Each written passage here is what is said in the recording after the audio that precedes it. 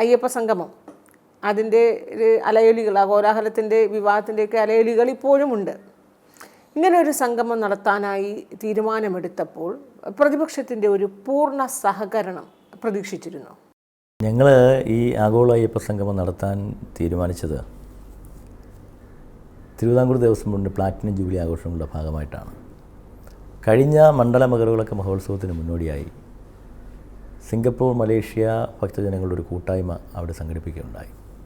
അപ്പോൾ അവരിൽ നിന്നാണ് ആദ്യമായി ഇങ്ങനൊരു കാഴ്ചപ്പാട്, ആഗോളതലത്തിൽ അയ്യപ്പന്മാരുടെ ഒരു കൂട്ടായ്മ വയ്ക്കണമെന്നുള്ളൊരു ആവശ്യം വരുന്നത്.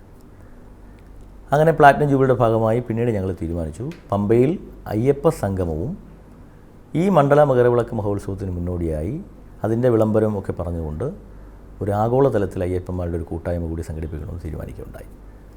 അത് ഞങ്ങളുടെ ബഹുമാനായ ദേവസ്വം വകുപ്പ് മന്ത്രിയോട് ഈ ആശയം പങ്കുവച്ചപ്പോൾ അത് നല്ല ആശയമാണ്, നിങ്ങൾ എന്താണ് അതിൻ്റെ ഉദ്ദേശം എന്ന് പറയുകയും നിങ്ങൾ മുന്നോട്ട് പോയിക്കോളൂ, എല്ലാവിധ സഹായവും പിന്തുണയും സർക്കാരിൻ്റെ ഭാഗത്തുനിന്നുണ്ടാകും എന്ന് അറിയിക്കുകയും ചെയ്തു.